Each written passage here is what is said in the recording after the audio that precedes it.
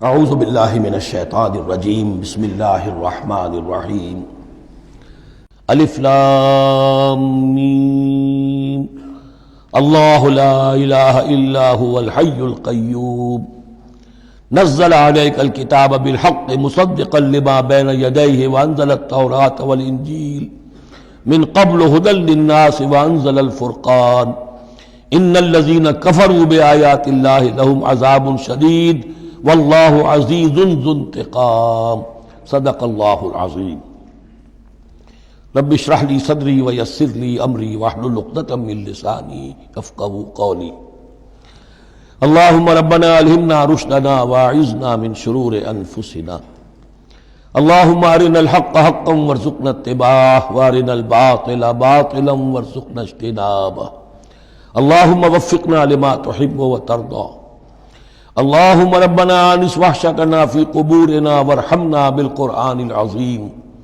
اللہم اجعلہ لنا اماما ونورا وہدا ورحمہ اللہم ذکرنا منہ ما نسینا وعلمنا منہ ما جہلنا وارزقنا تلاوتہ آناء اللیل وآناء النہار واجعلہ لنا حجتا یا رب العالمین آمین۔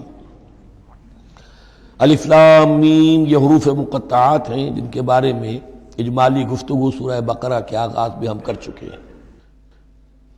اللہ لا الہ الا هو الحی القیوم یہ الفاظ آیت الکرسی کے آغاز میں سورہ بقرہ میں آ چکے ہیں۔ ایک بات نوٹ کر لیجئے کہ ایک حدیث میں آتا ہے کہ اللہ کا ایک اسم اعظم ہے کہ جس کے حوالے سے اگر کوئی چیز اللہ سے مانگی جائے تو وہ ضرور دیتا ہے، لیکن اس کو حضور نے بتایا نہیں کہ وہ اسم اعظم کون سا ہے۔ کچھ اشارے کیے، جیسے رمضان میں ایک شب ہے لیلۃ القدر جو 1000 مہینوں سے افضل ہے، تعین کے ساتھ نہیں بتایا وہ کون سی، تاکہ تلاش کرو، زیادہ ذوق و شوق کا معاملہ ہو۔ لیکن جو اشارات آپ نے کیے ہیں اس سے اندازہ ہوتا ہے، چونکہ یہ فرمایا گیا کہ یہ 3 صورتوں میں ہے، سورہ بقرہ میں، سورہ آل عمران میں اور سورہ طٰہٰ میں، وہ الفاظ الحی القیوم جو مشترک ہیں، سورہ بقرہ میں آیت الکرسی میں آئے ہیں، آل عمران میں یہاں دوسری آیت میں موجود ہیں، اور سورہ طٰہٰ کے بھی شروع کے اندر موجود ہیں۔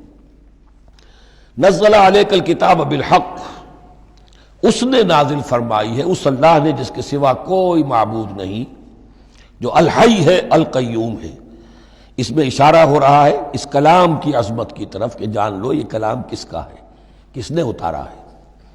نزل علیک الکتاب بالحق، اس نے نازل فرمائی ہے یہ کتاب اے نبی آپ پر حق کے ساتھ، اور یہاں نوٹ کیجیے نزلہ ہے، نزلہ ینزل تنزیلا، انزلہ نہیں آیا ہے۔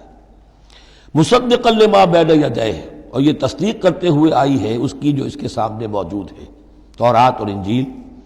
اور یہ کہ 2 اعتبارات سے تصدیق ہے کہ یہ قرآن تصدیق کرتا ہے ان کی کہ وہ اللہ کی کتابیں تھیں جن میں تحریف ہو گئی، لیکن یہ کہ قرآن اور حضور مصداق بن کر آئے ہیں ان پیشین گوئیوں کا جو ان کتابوں میں تھی۔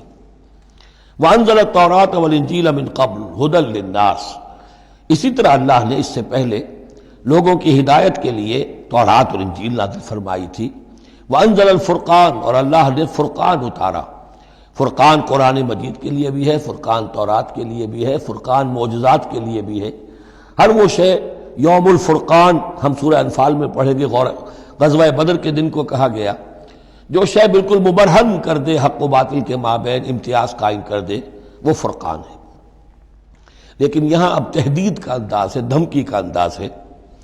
ان الذین کفروا بآیات اللہ، یہ دنیا کی دوسری کتابوں کا معاملہ نہ سمجھو کہ اسے مان لیا تب بھی کوئی حرج نہیں، نہیں مانا تب بھی کوئی حرج نہیں، اگر پڑھنے پر طبیعت راغب ہوئی تو بھی کوئی بات نہیں، نہیں راغب ہے تو مت پڑھو، کوئی الزام نہیں۔